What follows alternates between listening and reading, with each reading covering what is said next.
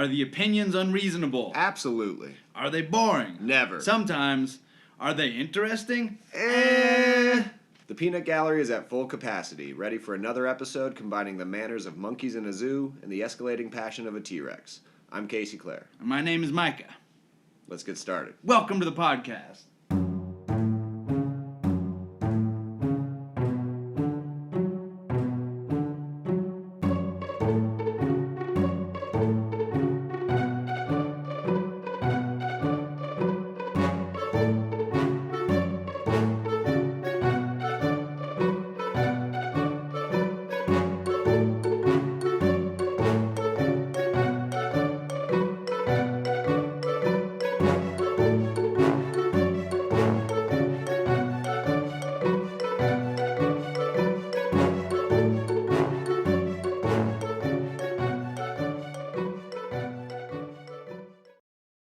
We saw a movie last night. What was that movie, Casey? Thor Ragnarok. Did you like it? I did. I liked it a lot. Some caveats to that, I guess. But yeah, it was a good film, man. They had a good blend of action effects.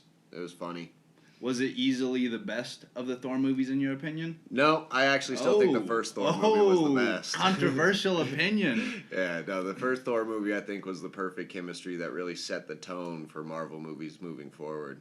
Every Marvel movie we have after that is based on the format that movie set. Not Iron Man, but Thor.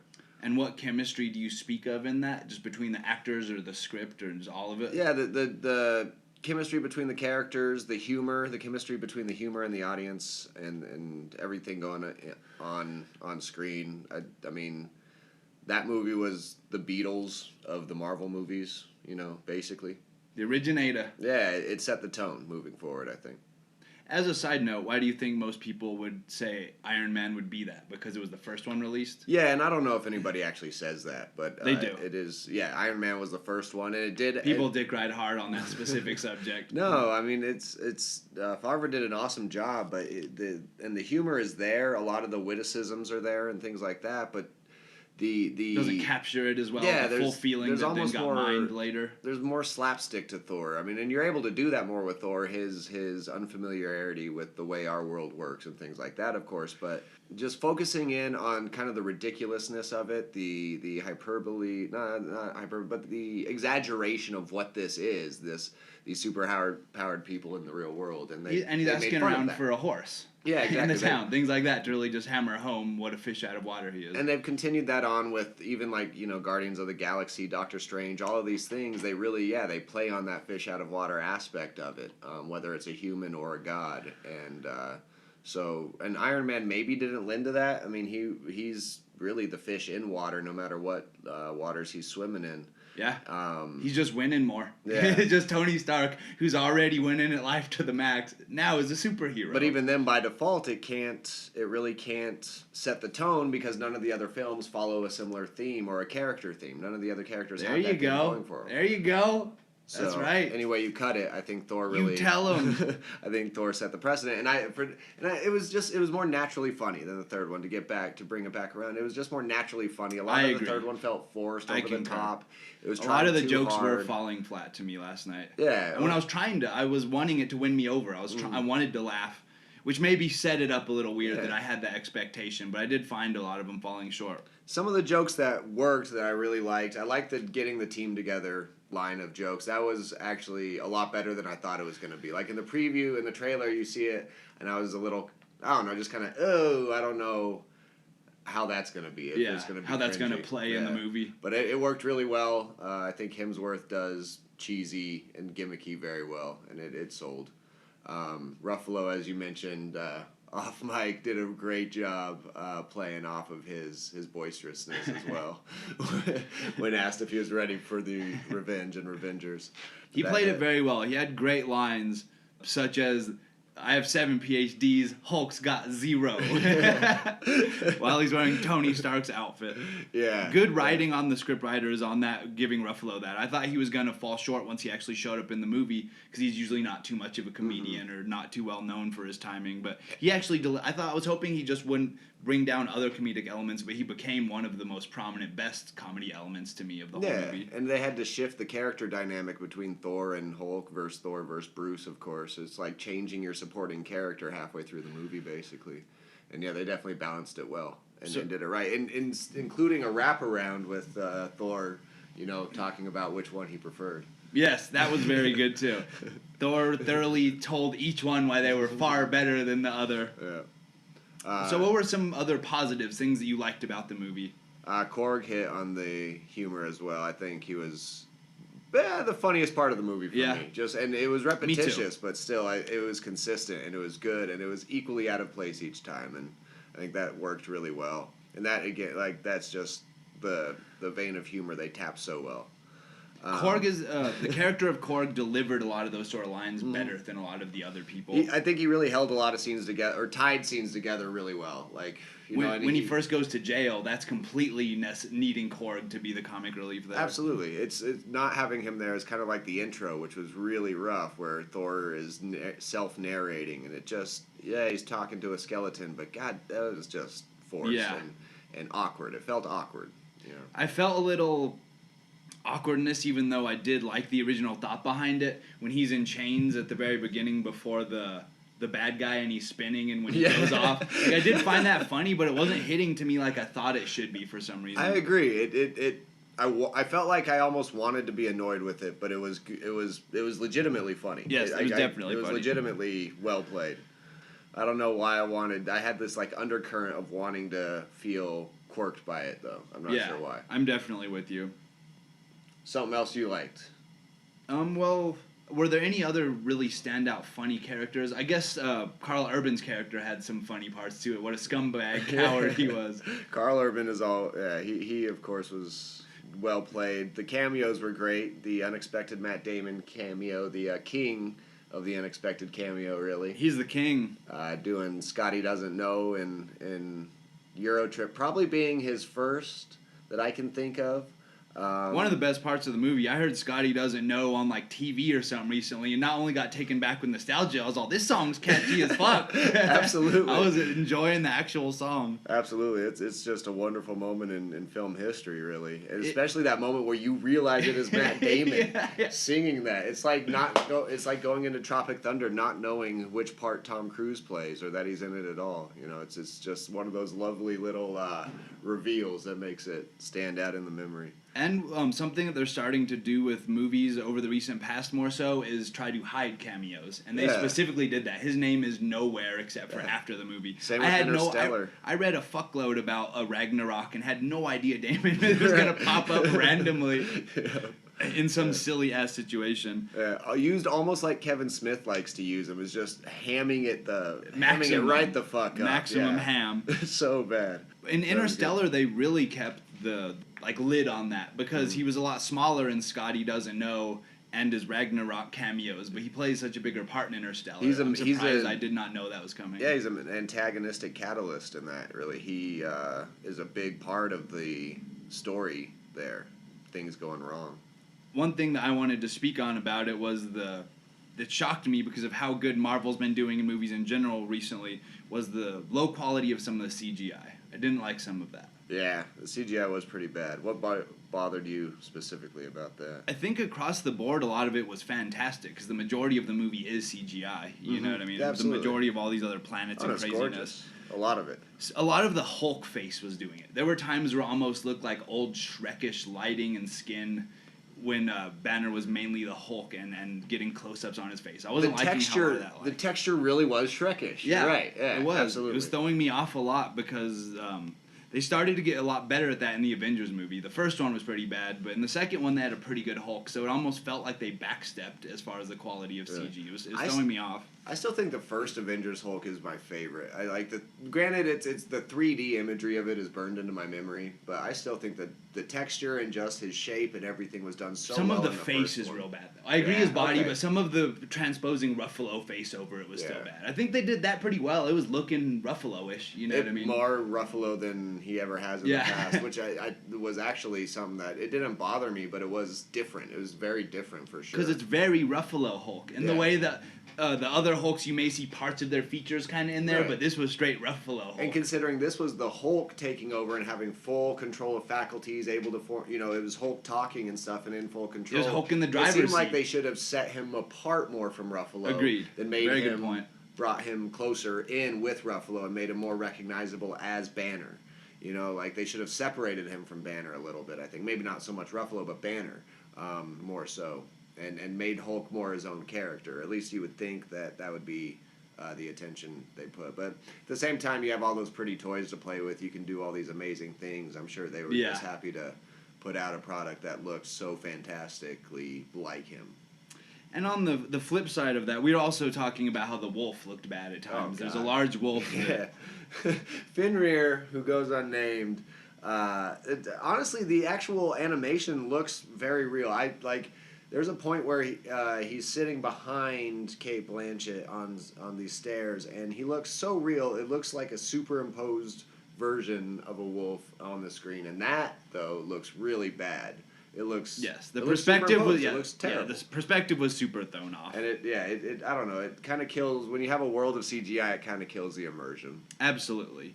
But on the positive side of the CGI, as we were saying, some of it was very gorgeous. The Hulk-Thor fight was incredible. A lot of the physics of them hitting each other and the damage they did to the arena was all very good looking. A lot of the Guardians of the Galaxy, like space super futuristic technology, was beautiful. A lot of that banter was great. I mean, Jeff Goldblum was great. Goldblum was fantastic. Yeah, Goldblum was fantastic. I wish he was hamming it to the max. Yeah, oh, absolutely. But you can't say like better than expected only because I expected the top. Only because he met the expectation. I give Goldblum. He has unfair expectations set when I see him as a part of something like this. I just immediately want it to be as good as it can be. I go back to Independence Day and things like that. I'm like, just Jurassic give me. Park. Yes, exactly. I'm just like, give me the ultimate Goldblum moment here. And it seemed like the director put him in for that. I mean, there was no ifs, ands, or buts or doubts about why Goldblum was there, but to be the Grandmaster Goldblum, hammering it the fuck up with a ridiculous-ass costume. Absolutely. Just a side note here, the effects that have been present throughout 3 big films lately, Ghost in the Shell, Blade Runner, and now this, where it's the life-sized person, broadcast over a city. Yeah, hologram. I think his was the best. Like, his was fantastic. Yeah. His was actually really good, which says a lot because I really like a lot of the ones in Blade Runner. Oh, absolutely. Very, Blade Runner very is we won't mention Ghost in the Shell here. That's gonna be its whole own that's gonna get its proper attention. But Blade Runner was I honestly thought couldn't be topped. Like that was just like not that like nothing would come close, but like it had set the bar. And until the bar was it had pushed the envelope. Until James Cameron basically decided to start using that effect, the bar had been set. But the artwork, some of the other noteworthy artwork, just the painted-like scenes.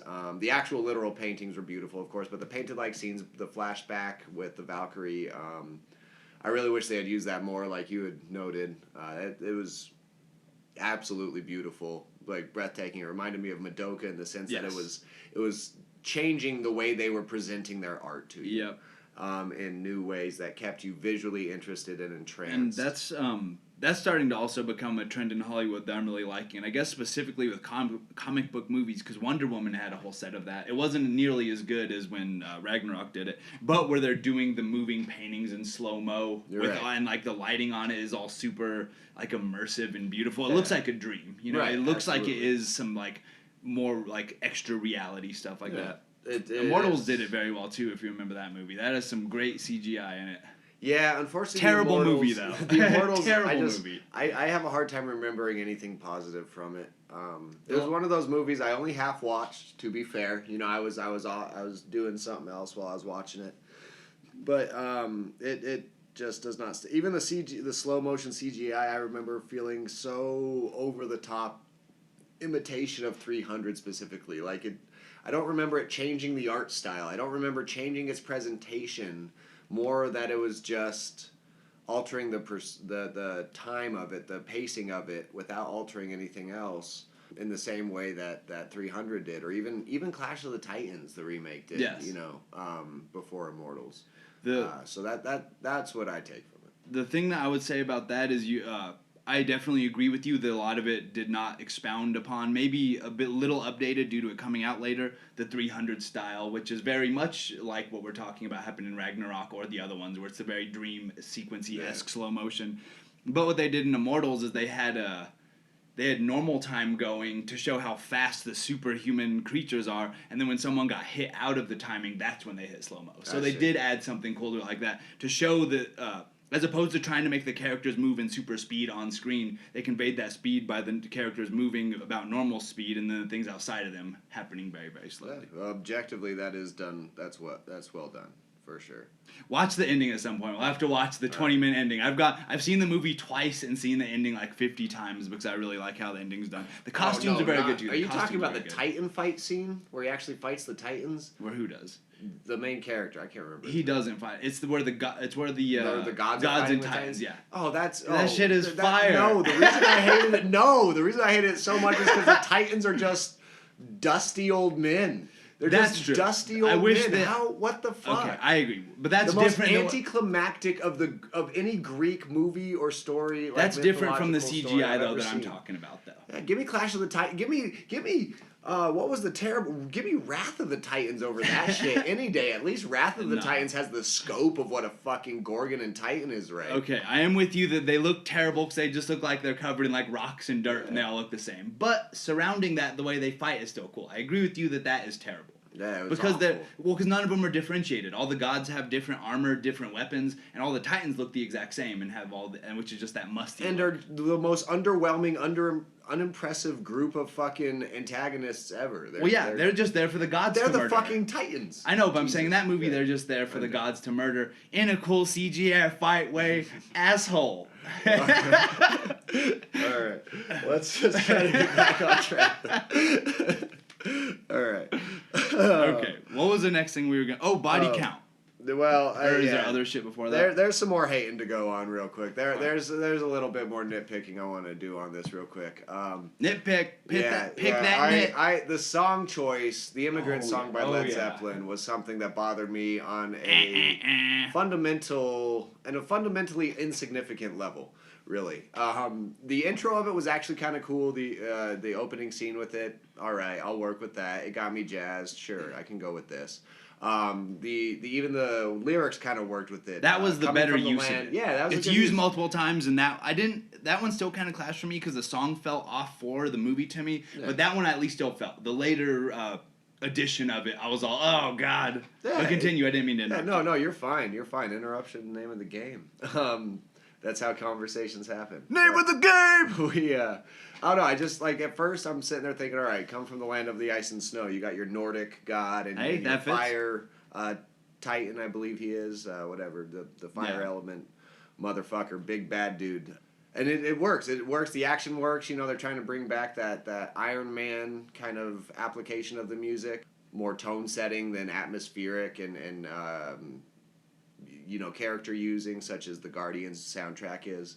I felt that it was definitely done due to people liking that about Guardians. I think that was a conscious choice to do something along those lines. But it's definitely used differently than the Guardians music Agreed. Was. I think inspired directly from that. Sure. From the success of Guardians incorporating music. But yeah, the second iteration of it during the climactic finale was just, first off, it's lightning versus death. I don't know why they thought that would translate from such a wonderful literal take on that little bit. I know the song isn't a literal take on it at all, but just that nice little touch there from the first scene, and then completely throwing it against the wall for their later application of it was just because it's a popular song and you heard it in the trailer, so it's coming back for the climax fight scene. The wrong time for a wraparound. Yep. The wrong time for a wraparound. Completely different fight too. better song. We needed a better song for that. Yeah, that part rubbed me a little weird. Yeah. So other gripes that you had with it? I mean, other nits to pick? Those are the main nits to pick that I can think of. This isn't so nitpicky as just funny. You know, just the on-screen body count of the movie, which I think you alluded to a moment ago. People were getting murdered more violently really than usual.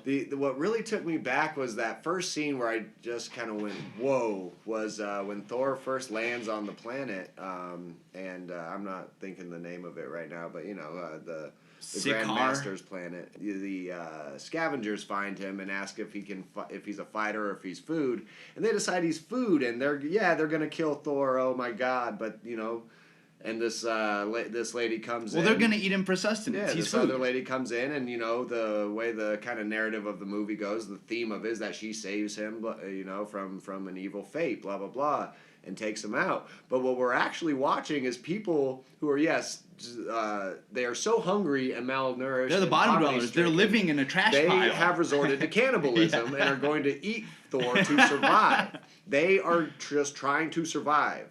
And so in comes this lady who then murders them all in cold blood. Brutally. So that she can take Thor and sell him to slavery. She kills double digits. For profit. And this is... She's drunk when she does it too. And it's let known that, it's just heavily implied that this is a regular thing for her. This is what she does. She sells people into slavery where they're essentially killed for entertainment.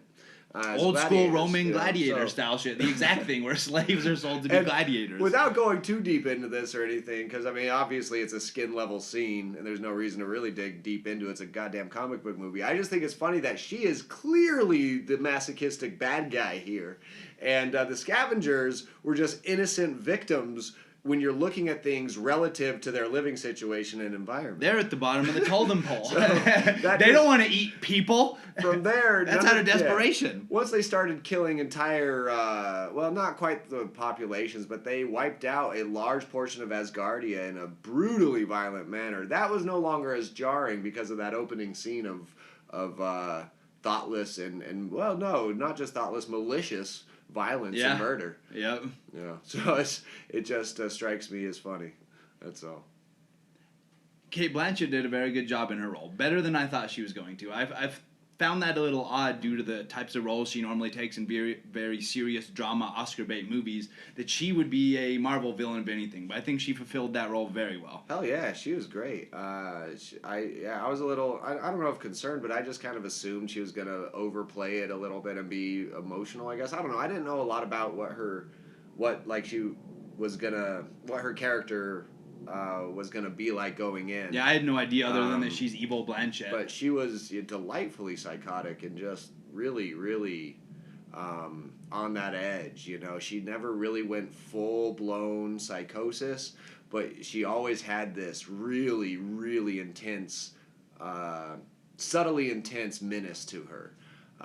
And her little transformation into battle form was a little, admittedly, over the top. I dug it, though. Here I am. But yeah, it worked. You know? I really liked the character design on that. You'd think that the 10 horns coming from her head would be over the top, but I was actually really appreciating that. When she first pulled it out, I was like, oh, this is about to go bad. And I was like, I actually really like that. And it did play really well into the reveal that Odin was a big part of this. You know, when she breaks down the painting and Odin is wearing that a her lot. mantle. That was a good Odin's scene. wearing the crown. And Very good scene. Yeah, it's a nice little reveal for there. It really helps drive home kind of not the betrayal she felt, because I mean it's really easy to I think they humanized her in a good way, though. Yeah, I it appreciate just kind of shows that it's even the villains here are the cog, not in somebody's master plan, but we're all just victims of our environment and circumstance, where we all react to that, and like heroes and villains are not born, they're created. That's the idea of it. I found it as like I was thinking last night that it's almost a metaphor. I'm sure they probably didn't intend this. I'm probably looking too deeply into it. For what countries do with their soldiers. That they want killers to go out and conquest for them and go put murder down. Yeah. But then after that, you're just, we kind of got lost use for you now that we don't need you for murder, which is what Odin was using her for. I really got that out of it and felt like some empathy for her along those lines. Yeah, she was just like a trained attack dog who, once Odin was done with the attack dog and was all, go in your cage. Yeah. And she was rightfully upset about that. Absolutely. And even if like that kind of a direct parallel isn't what they were trying to draw or going for, or even consciously aware of when they put that, when they wrote that script and filmed that movie, it's inherently tied to the theme of it. I mean, these two, they're inherently, if not the same thing, just tied together. And so, I mean, it's certainly there in the film, whether they meant it to be or not. Another one that may go along those lines, but they may have been more aware of due to some of the dialogue, was almost some subtle commentary on like colonialism too. Like when they'd be all, how do you think we got these gold palaces that you've been seeing for 3 movies? Asgard is just super glory land. And somebody says something to her, and she's all, why do you think this is all what it is? This is because we took everything. Where do you think most of this, or all this gold came from? Yes, that's what it was. I was having trouble remembering this specific line. That it came from plunder conquest. That almost seemed like a commentary on why America at times has been doing so well, or European countries as opposed to the rest of the world. Absolutely. It's kind of like that scene in Blade Runner where you see how much wood, Leto's whole surrounding him is, and he kills the replicant, and you get that same kind of idea of this is all built on blood. Yep. This is all built on suffering. Human suffering, slavery. Yeah, it's but. And especially because in Blade Runner, you see that his headquarters is literally like a mile tall. It's like the size of fucking Albuquerque. Yeah. And, with that much money from elsewhere, like through suffering, took to acquire all that shit. And a lot of that is what I truly love about not just these comic book movies, but comic books in general. Yeah, they're comic books and comic book movies, and a lot of people look at them as face value and think any attempt to mine it deeper is silly. And I'll grant the opinion, sure. Me too. But I like on a simple level, it's that when you're dealing with basic human dynamics and they're written well and inherently persistent themes in the human experience in life, they're going to resonate, regardless. And it's such an old art form. These characters have been developed over so many decades, and there's so much... so much of us has gone into them, of the human experience through the iterations over decades. And our cultural experience and evolution has gone into these characters over the decades. Yeah, each one of them has evolved as our culture shifts and as our public awareness and our what is popular shifts, all of this, and... So they really do represent a lot of the core values of different demographics or different groups of people and as our country and society as a whole, and what we, on a pop culture level, maybe, but I think it goes a little deeper than that, but at least on a pop culture level, kind of where a lot of our identity lay. They're almost... this feels over cheesy. They're like our hero myths. Exactly. Absolutely. Thank you. Yeah, they're almost like our sense of mythology. I heard somebody say this somewhere. I forget where to give proper credit to, but somebody pointed out when they were speaking along these lines, and somebody questioned it. They were just all, it's just on a screen. It's something that's not even tangible, and we put $300 million into these things, or $200 million. That's how important these stories are to us. Yeah. It's not just people jumping around with dumb costumes. This is tapping something much deeper into who we are, even if we're subconsciously just playing it out. Absolutely. And it's all, damn, that could fix parts of cities $200 million. But instead, these things are important enough to go watch it on a big-ass screen with big speakers that we will finance that. Yeah. That we given priority to that over even the well-being of lots of our populace. I think you're right. It does tap into something deeper than just entertainment.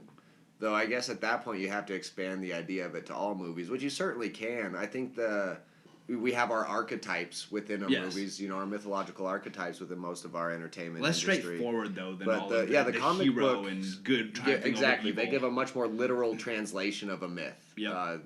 That has transcended... They're our new Bible. Yeah, and they've transcended a lot of... I don't want to say time, but they have persistently lasted and consistently lasted throughout different iterations of our culture and evolved with us as a society. So in myths, we ain't leaving them behind. And in the same way myths do, as cultures evolve, their myths change. Shiva evolved throughout the different years of interpretation and retelling of stories. Yep, very much so. And from the Old Testament to the New Testament, the characters in the Bible have changed and evolved, and these I don't know, it's like I said, it's a silly concept and I feel silly talking about it, but the parallels are there, and I don't know, there's something there.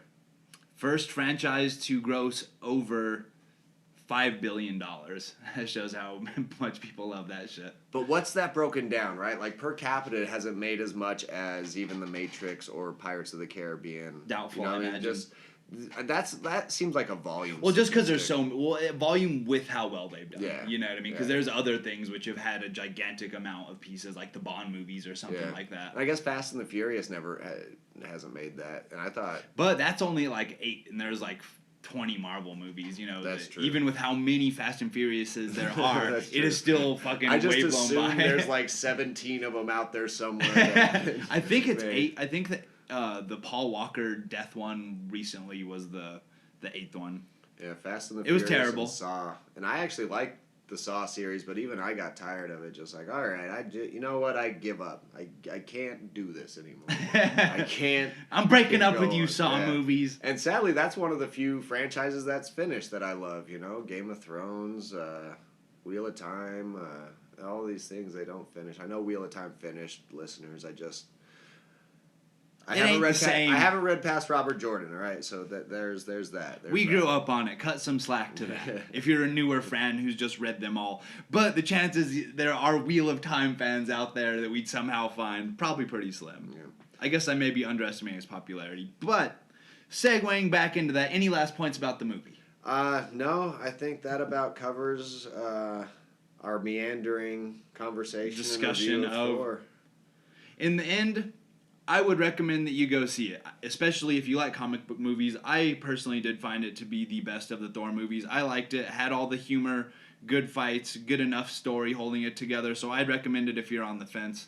Casey, recommendation or not? Yeah, I hope most of the people listening have already seen it, though. Yeah, we just hit them with some spoilers. I was kind of avoiding them. I recommend that you like it. I recommend that you watch it and like it. I recommend that you like it. That's what I fucking recommend.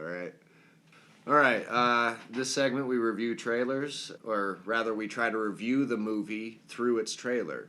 Best case scenario, we know nothing of the movie going in, as is the case this show with the movie Alpha: The Awakening. Well, this is a non-rated. Movie according to its trailer. You know and what that when we were means? kids, non-rated, the old NR was a very good thing to see. It meant something very specific. Full frontal nudity. Yeah, sometimes softcore, no penetration, sexual acts. It was basically also known as Skinamax to those in the know. Basically, if you were ever a teenage boy before the internet.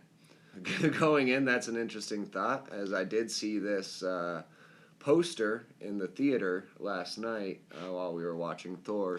That's very surprising to me. I would not think. It. I figured this is more to Redbox or DVD or Netflix. I'm surprised you saw the poster for it. Right, I forgot you said that. Which, it's got to be something along those lines, because it makes sure to let us know immediately after that it is directed by a man who has also directed a straight to Redbox film, as far as I can tell. Sinbad and the Fifth Voyage. Yeah, I'm sure you Sinbad haven't movie, seen it or perhaps. heard of it either. I am unaware of this, though I do know that what that sounds like. Dude, it's probably on the Sci-Fi Channel with Sharknado and shit like that. Right. So it's appealing to a specific demographic. And then it at being least, I Sinbad's guess. Fifth Voyage implies that there are possibly 4 other Sinbad Voyage movies. And all of this actually makes a strange kind of sense going into what the trailer reveals of itself within the following, I don't know, minute and a half, 2 minutes, whatever it was. Hard to judge time in that zone. The dramatic mind-bending zone. Which is the strangest description for, I'm not sure what they are describing at all. The movie, the script, I don't know, it's not a mind-bending movie, it's not a mind-bending earth, it's not a mind-bending world or universe, it's a mind-bending zone. And they cut away from the actual footage to show 90s style title cards with fog machine that actually says it as the letters spin with light behind them. Yeah. It's all a dramatic mind-bending zone. I guess they mean that the experience is so deep that anywhere the movie's playing becomes dramatic mind-bend zone. The theater transports to an alternate reality during the watching of Alpha: The Awakening. And that interpretation, I cannot argue with its accuracy. It is a just intrinsically and deeply confusing trailer. I have no idea what it's supposed to be about. What the main character's position in it is, besides wearing gas masks and being threatening. Yeah, it opens up with a laboratory experiment type sci-fi looking. The doctors film. are talking to the main character. First person view. Apparently. And immediately transitions very roughly to a Mad Max like narrated apocalypse. Not Mad Max in style, Mad Max in just lone guy wandering, Omega Man, if you will, something along those lines. And from there to just a collage of different nuclear explosion. There was I forgot about the nuclear explosion. Yeah, that's the first one. And I think it was a comet as well, honestly. Yeah, that's you're right. And then it was a 70s looking like old alien Ridley Scott fucking comet. And I'm not exaggerating when I throw in a shameless zombies and saucers and Cthulhu. Oh my. Oh my. It's ridiculous. It reminded me a little bit of the Rick and Morty intergalactic cable disaster movie, Two Brothers. And it just kept going on and on. Yeah. And so the best I can tell is that after all this, it flashes Alpha, The Awakening. And the best I can tell is that it's a movie in a Predators-like style where all of these apocalypses are brought to Earth to find out which is the Alpha apocalypse. Ultimate apocalypse. To finally put to rest which apocalypse is the worst, which apocalypse wins out, is the most alpha and dominant. Who's the king of that hill? So, one of the challengers being Cthulhu. That's what versus Comet versus zombies versus saucer aliens versus potential other mecha aliens. Ooh.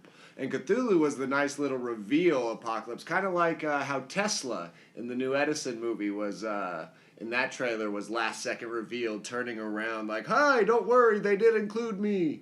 Wait, who should have played Tesla? Just as an aside, Cumberbatch should have played Tesla. I am personally offended.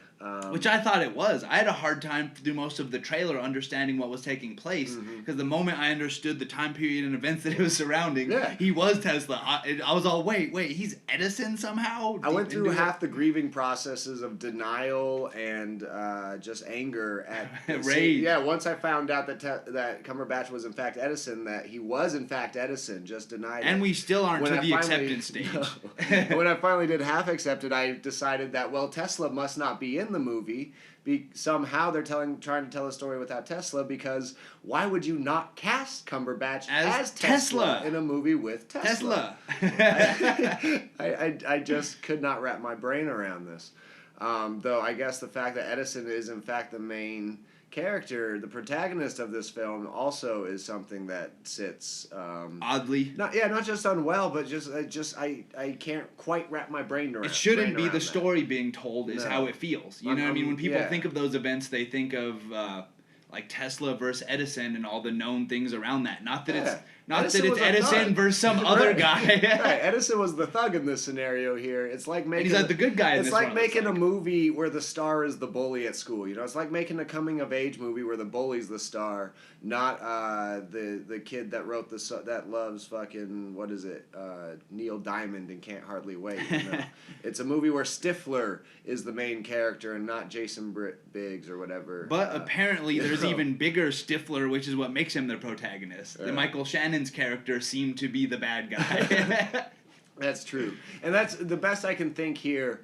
And I guess this is a little mini divergence. We aren't even talking about Alpha anymore on the trailer, because I honestly haven't read anything, so I don't know what this movie is actually about. The script actually tells, except for the trailer. The best I can tell is that Edison is a villain that was created, not born. He was pushed into being a bully by having to overcome a bully to get where he got. Is my best interpretation of what that trailer can tell. That's my best hope of what a movie starring Edison can tell. And Cumberbatch. With Cumberbatch as Edison, like, there has to be a serious transformation in that character to justify him taking that role.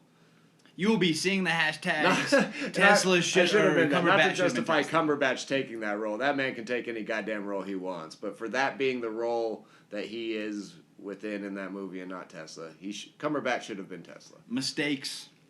Back to The Awakening. I think we could end it. Okay.